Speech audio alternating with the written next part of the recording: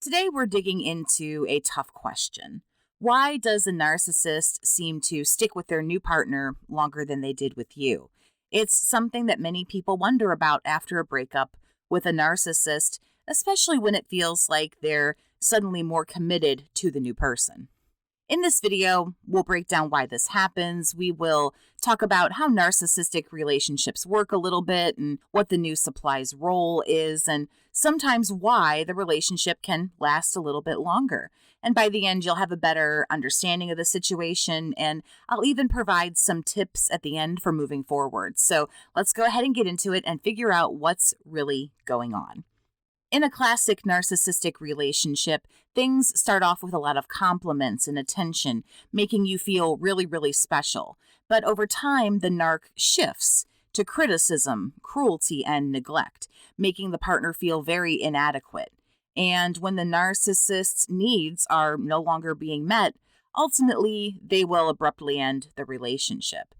And after a breakup, the narcissist often jumps right into a new relationship. They might also return to an old one, but nonetheless, they're going to repeat this cycle of idealizing, also called love bombing, devaluing, and the discard. And they rely on the manipulation and control they have over others to just mainly focus on what they need and very little else. In a narcissistic relationship, the new supply is just basically there to give the narcissist the attention and the praise they felt that they weren't getting elsewhere. The attention, praise, compliments, and everything that they're so desperately craving. It's like a fresh new source of admiration, and it makes a narcissist feel very good about themselves. The narcissist uses this new partner to feel in control and, of course, get those emotional needs met. And, of course, this all happens through manipulation. The new supply also helps the narcissist with some other things, like avoid dealing with some problems or failures of past relationships.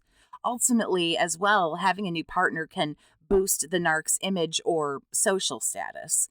Overall, the new supply, really bottom line, is just there to keep feeding the narcissist's ego. Knowing that this is a cycle that narcs go through with each relationship, why is it that some last longer than others? Well, let's start with the new supply.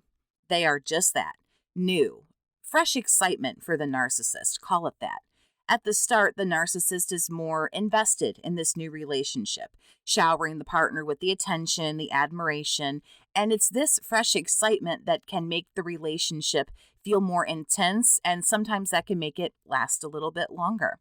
Secondly, the new partner might be better suited to meet the needs of a narcissist as far as validation and admiration are concerned. If a person is easier to manipulate or they're just more compliant in general, the narc will absolutely stay longer because that relationship seems more fulfilling to them. But now I have to add here, this does not mean the new supply is better, and it also doesn't mean that this new relationship is healthy. It just simply means that this person is a better fit for an abusive narcissist. In no way, shape, or form is any of that healthy. Another reason why a new supply might outlast other relationships is because there are some narcissists who have strategies, and in this case, avoiding past mistakes. And this will make a narcissist, in some cases, more cautious about what they do. Really, with a narc, it's all about trial and error. They might put extra effort in to avoid another relationship floundering. For example, they might switch up their love bombing techniques or even go after someone who appears to be your polar opposite. And this is quite common. A narcissist might see you as the issue, of course, and therefore the strategy becomes picking the opposite of you. And if they pick someone who's nothing like you, since it was you that was the problem, they feel as if they might find success with that person. Survivors often face deep emotional wounds, confusion, and isolation. Traditional counseling settings aren't always accessible or comfortable, especially when dealing with the complexities of narcissistic trauma. I specialize in phone counseling for survivors of narcissistic abuse. My mission is to provide compassionate support and practical guidance to help you heal and regain control of your life. If you're ready to take the step to reach out, you can click the link that's on the screen for you now, or feel free to shoot a text or send an email. I'm committed to being here for you through every step of your journey. Control issues also come into play here when dealing with the new supply. Flat out, somebody new is just easier to control than someone who's been around the block a few times. A supply is never more compliant than when they're being love bombed. What the narcissist is looking for is someone who will be controlled, of course, during love bombing, and they're always hoping that that's something that extends as the relationship nosedives into the devaluing phase.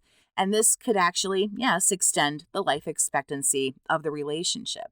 One must also take into account another point as well. Narcs are all about image, not necessarily looks, but their public image. A narcissist will absolutely stay longer in romantic relationships, even in friendships, if the benefits are there. Never ever forget that. This is all about them, what they need, what they want, and what makes them happy. And if this new supply somehow enhances their image, if this person has power, status, or something like that, a narc will hang on longer. Also, let us never forget the amount of petty that these people possess. They will absolutely stay in a relationship merely to prove a point. If they want to shove it in your face, for example, or anybody else's face. A narcissist loves to point out that they've moved on successfully, and look at you, here you are back here having a hard time. And for some reason, this seems to prove to them that you were, in fact, the issue. In reality, it's just harder for a survivor to move on because they have emotionally connected with the narcissist. Now, the narcissist has not done this, and therefore that's why it's so easy for them to jump into something else, because all they're doing is pretending to be as committed to this new person as they were to you. Remember that it's completely normal to have lingering feelings and be fixated on the new supply. It's a part of the trauma, it's a part of the shock of everything that you're going through. Accepting these things is one of the first steps towards working through your emotions. Cut contact, of course, if you haven't, put up the boundaries, and tilt the situation to start focusing on you and your healing, because that is what matters most. Understand that this is narcissism, and this is the pattern. A narc's need for validation and everything else is what fuels them to do what they do. This is something ingrained in their brain, it's in the disorder, and that's never going to change. So keeping this information in the forefront of your mind can help you detach from the situation. Never compare yourself to the new supply or any other source.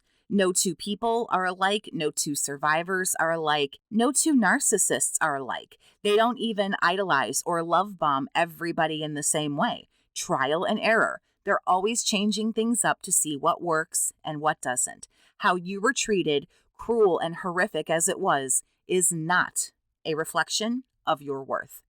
Moving on absolutely takes time and effort. Focus on your well-being and seek support where you need it. Thank you so much for listening. Please subscribe if you haven't for more videos on narcissism. Have a great day, survivor, and take care of yourself.